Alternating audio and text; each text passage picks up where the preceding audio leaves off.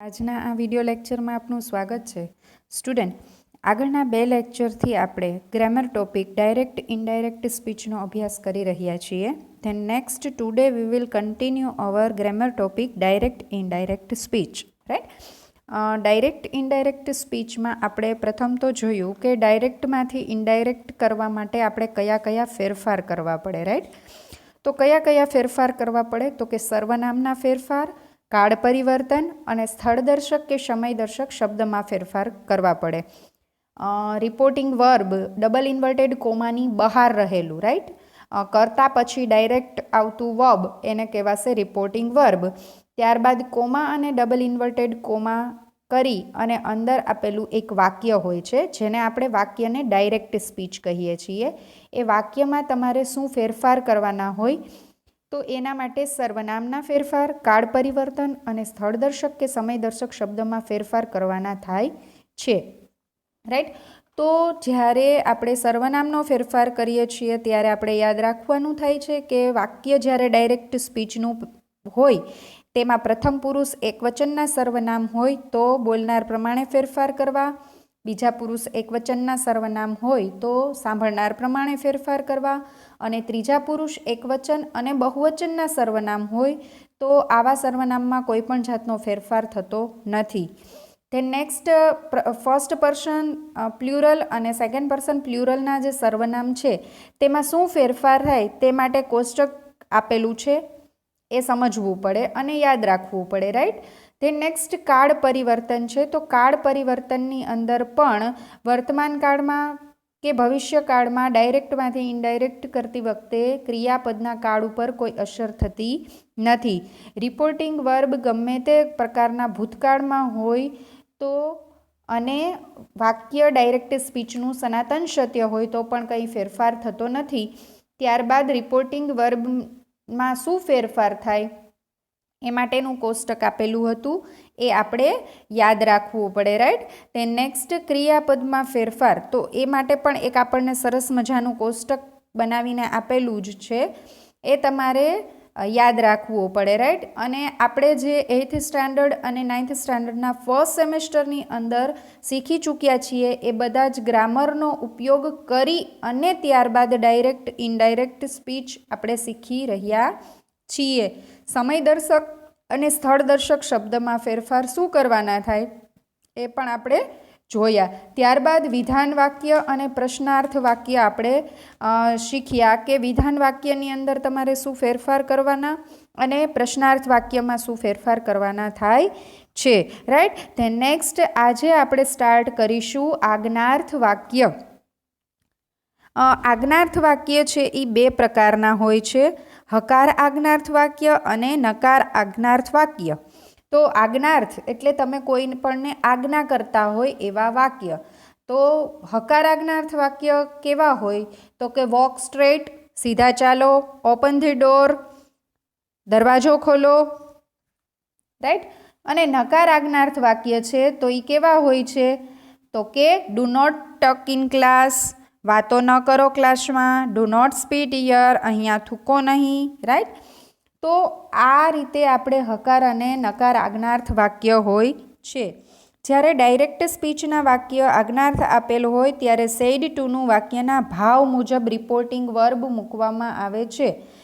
Direct સ્પીચમાં said to હોય અને direct સ્પીચના વાક્યની અંદર સેડ ટુ હોય ત્યારે ઇનડાયરેક્ટ કરતી વખતે ડાયરેક્ટ સ્પીચમાં સેડ ટુ હોય તો ઇનડાયરેક્ટમાં વાક્ય આપેલું હોય ડબલ ઇન્વર્ટેડ કોમામાં એ હકાર છે, નકાર છે, કયા કયા ભાવ સૂચવે છે તો એ ભાવ મુજબ તમારે એમાં ફેરફાર કરવાનો થાય છે.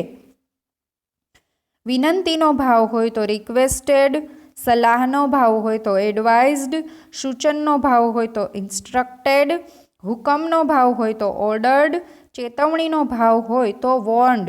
આવી રીતે વાક્યના ભાવ મુજબ તમારે રિપોર્ટિંગ વર્બ મૂકવાનું થાય છે.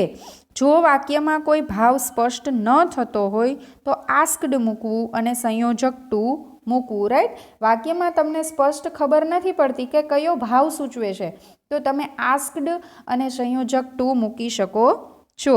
ત્યારબાદ આજ્ઞાર્થ વાક્યમાં કાળ પરિવર્તનની પ્રશ્ન રહેતો નથી, કારણ કે અહીં ક્રિયાપદનું ટુ વાળું રૂપ મૂકવામાં આવે છે. રાઈટ. આજ્ઞાર્થ વાક્યમાં કાળ પરિવર્તન કરવામાં આવતું નથી. Is that clear? તે નેક્સ્ટ એક્ઝામ્પલ સમજીએ એટલે આપણે સમજી શકીએ કે આજ્ઞાર્થ વાક્ય આપણે ડાયરેક્ટમાંથી ઇનડાયરેક્ટમાં કઈ રીતે ચેન્જ કરવાના થાય છે. ફર્સ્ટ છે, the teacher said to student open your book. Right. તો સેડ ટુનું ઓર્ડર્ડ થઈ જશે. રાઈટ. ઓર્ડર્ડ મીન્સ હુકમ. શિક્ષક છે એ વિદ્યાર્થીઓને હુકમ કરે છે કે તમારી બુક ઓપન કરો. યોરનું ધેર થઈ જશે. Right. Open their book. Then second sentence છે, he said to Komal please help me in my work. Said ટુનું પ્લીઝ હેલ્પ મી છે એટલે રિક્વેસ્ટનો ભાવ છે. તો રિક્વેસ્ટ એટલે વિનંતી કરે છે કે હી રિક્વેસ્ટેડ કોમલ, સંયોજક તરીકે ટુ મૂકીને પ્લીઝ નીકળી જશે. Helped મીનું him.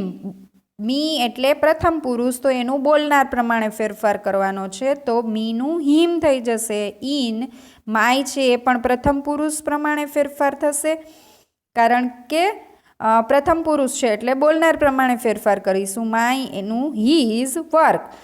He requested Komal to helped him in his work. Then next છે, mother said to Raj don't eat too much during your exam. Mother said to Raj don't eat too much during your exam. Mother રાજને કહે છે કે તારી exam દરમિયાન તું વધારે ખાઈશ નહીં. તો એડવાઇસ સલાહ આપે છે મમ્મી. તો mother advised Raj not to eat too much during his exam. યોરનું હીઝ થઈ જશે, કારણ કે બીજો પુરુષ છે એટલે સાંભળનાર પ્રમાણે ફેરફાર કરવાના થાય. ફોર્થ સેન્ટેન્સ છે, don't waste your money the father said to his son. તો આમ સેન્ટેન્સની અંદર પ્રથમ તમને વાક્ય આપેલું છે. રાઈટ. ડાયરેક્ટ સ્પીચનું. અને તો પણ આપણે જ્યારે ઇનડાયરેક્ટ સ્પીચ કરીએ છીએ ત્યારે કર્તાને પહેલાં લઈશું. The father advised his son not to waste his money. Fifth sentence છે, the general said to officer get out right now. Said ટુનું કરીશું ordered. The general ordered the officer to get out right નાવનું થઈ જશે immediately. Is that clear? Now આજ્ઞાર્થ વાક્ય આપણે કઈ રીતે ફેરફાર કરીશું? વાક્યના ભાવ મુજબ રિપોર્ટિંગ વર્બ મૂકીશું, સંયોજક ટુ મૂકીશું અને કાળ પરિવર્તન થશે નહીં. રાઈટ. ધેન નેક્સ્ટ છે ઉદ્ગાર વાક્ય. તો ઉદ્ગાર વાક્ય કોને કહેવાય? તો કે વ્યક્તિની અથવા કોઈ વસ્તુ વિશે અલગ અલગ લાગણીઓ જેવી કે આનંદ, આશ્ચર્ય, ગુસ્સો, ચિંતા, વખાણ વગેરે આવે છે. હવે આ પ્રકારના વાક્યમાં અંતે ઉદ્ગાર ચિહ્ન અથવા આશ્ચર્ય ચિહ્ન મૂકવામાં આવે છે. સેડ ટુનું એક્સક્લેમ્ડ ટુ મૂકવાનું થાય છે. સંયોજક તરીકે વિથ પ્લસ વાક્યના ભાવ મુજબનો શબ્દ મૂકવાનો થાય છે. આપણે શોર્ટમાં એટલું જ યાદ રાખવાનું કે હકાર વાક્ય હોય તો શું ફેરફાર થાય, પ્રશ્નાર્થ વિધાન વાક્ય હોય તો શું ફેરફાર થાય, પ્રશ્નાર્થ વાક્ય હોય તો શું ફેરફાર થાય, આજ્ઞાર્થ વાક્ય હોય તો શું ફેરફાર થાય અને ઉદ્ગાર વાક્ય હોય તો શું ફેરફાર થાય. આ દરેક પોઈન્ટ તમે 3 લેક્ચર્સની અંદર આપણે આ જે ટોપિક કમ્પ્લીટ કરીશું એ ટોપિક તમે 3 યા 4 ટાઈમ રિપીટ કરીને જોઈ લેશો તો પણ આઈડિયા આવી જશે. તમારી ગ્રામર બુકમાં 1 ટાઈમ સરસ રીતે તમે લખી નાખશો અને ત્યારબાદ તમે 2-3 ટાઈમ રીડિંગ કરશો તો પણ તમે સારી રીતે સમજી શકશો કે ડાયરેક્ટમાંથી ઇનડાયરેક્ટ સ્પીચ એકદમ ઇઝીલી આપણને સમજાઈ જશે. સંયોજક તરીકે વિથ પ્લસ વાક્યના ભાવ મુજબનો શબ્દ મૂકવો. હવે વાક્યના ભાવ મુજબનો શબ્દ તો આપણે કઈ રીતે મૂકવો, તો એના માટે પણ તમને કોષ્ટક રેડી કરીને આપી દીધેલું છે કે જો ખુશીનો ભાવ હોય વાક્યમાં તો જોય અથવા ડિલાઇટ મૂકવું, દુઃખનો ભાવ હોય તો શેડ અથવા સોરો મૂકવું, લખાણનો ભાવ હોય તો એડમાયર અથવા પ્રાઇઝ મૂકવું, નવાઈ લાગે એવું વાક્ય હોય તો એંગર મૂકવું, નફરત હોય તો ડિસલાઇક મૂકવું, નવાઈ લાગે તો તમે વંડર મૂકી શકો છો અને ગુસ્સામાં એંગર લખવાનું થાય છે. ગુસ્સો હોય તો એંગર, નફરત હોય તો ડિસલાઇક, ચિંતા હોય તો વરી અને નિંદાનો ભાવ હોય તો ડિસગસ્ટ મૂકી શકો છો. ત્યારબાદ સંયોજક ધેટ મૂકવું અને ઉદ્ગાર વાક્યને વિધાન વાક્ય બનાવીને લખવું. હવે આ રીતે તમારે વાક્યમાં ફેરફાર કરવાના થાય છે. હવે એક્ઝામ્પલ જોઈએ. ધ ટીચર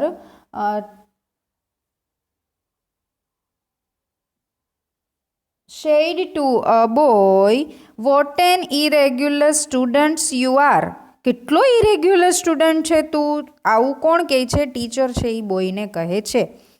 તો એના માટે તમે મૂકેલું છે exclaimed, right? Exclaimed.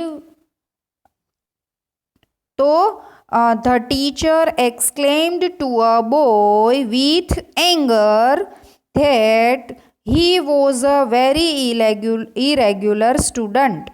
Right? The teacher exclaimed to a boy with anger that he was a very irregular student. ઉદ્ગાર વાક્યમાંથી આપણે વિધાન વાક્ય બનાવેલું છે. said to નું exclaimed મૂકેલું છે, exclaimed to મૂકેલું છે અને સંયોજક તરીકે વાક્યના ભાવ મુજબનો શબ્દ પ્લસ ધેટ એટલે કે વિથ એંગર ધેટ મૂકેલું છે.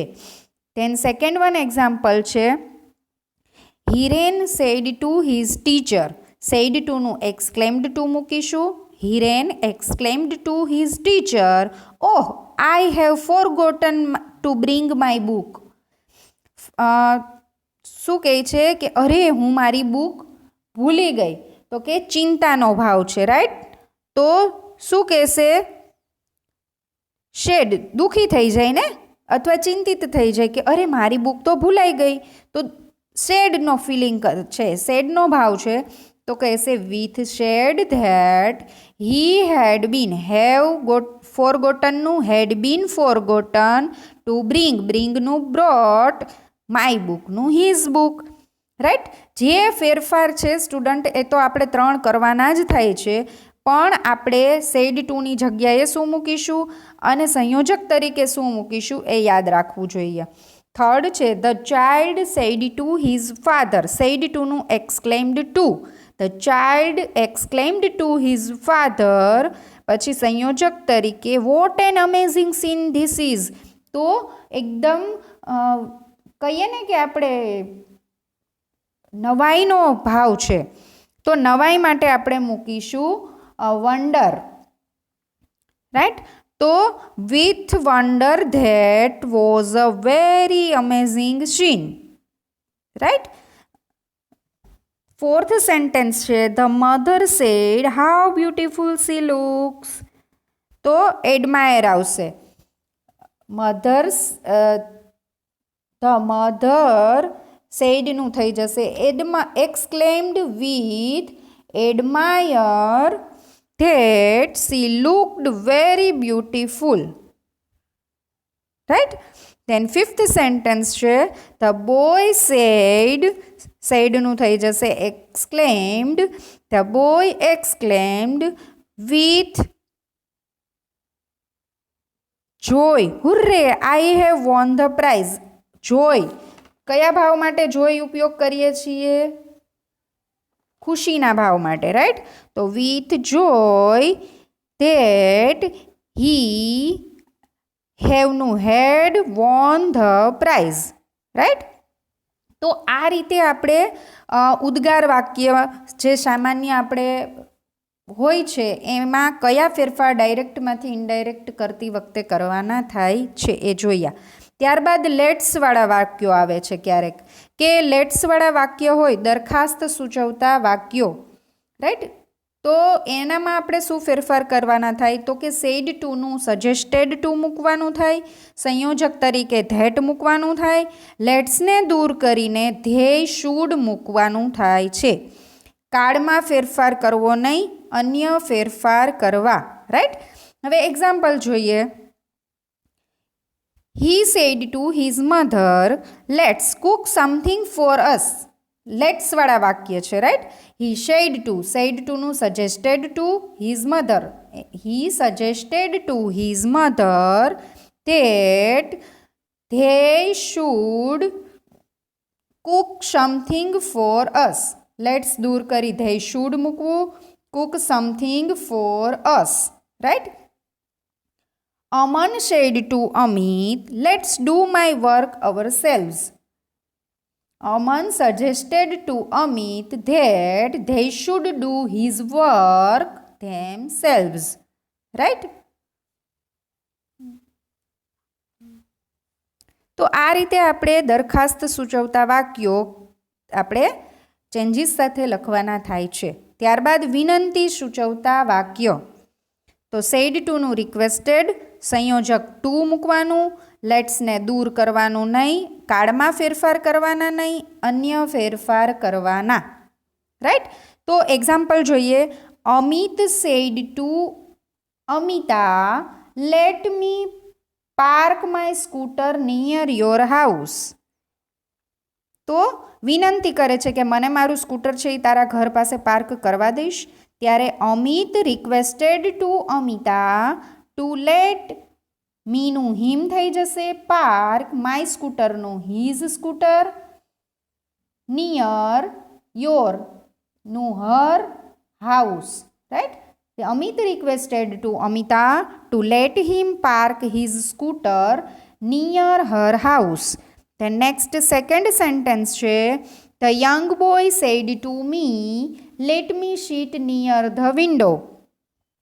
The young boy said to નું requested me to let him, મીનું him, sit near the window. તો આ રીતે સ્ટુડન્ટ્સ લેટ્સવાળા વાક્યમાં આપણે ફેરફાર કરવાના થાય છે. તેન આજે આપણે આજ્ઞાર્થ વાક્ય, ઉદ્ગાર વાક્ય અને લેટ્સવાળા વાક્યનો ડાયરેક્ટમાંથી ઇનડાયરેક્ટ કરતી વખતે શું ચેન્જીસ કરવાના થાય છે એ આજે આપણે સરસ રીતે શીખ્યા. આજના આ ડાયરેક્ટ ઇનડાયરેક્ટના લેક્ચરમાં આપણે જે શીખ્યા છીએ એ બધું જ તમારે તમારી ફેરબુકમાં સરસ રીતે વિડીયો લેક્ચર્સ જોતાં જોતાં સાથે લખતું જવાનું છે. અને આ ગ્રામર ટોપિકના 3 લેક્ચર્સ છે, આગળના 2 અને આજનો આ લાસ્ટ 3rd લેક્ચર. આજે આપણે ડાયરેક્ટ ઇનડાયરેક્ટ સ્પીચનો ટોપિક છે એ લાસ્ટ લેક્ચર છે અને કમ્પ્લીટ થઈ ગયો છે. આઈ હોપ સરસ રીતે આ ટોપિકને તમે સમજી અને પછી તમે તમારી ગ્રામર બુકમાં વિડીયો જોતા સાથે સાથે લખતા જશો. Thank you student.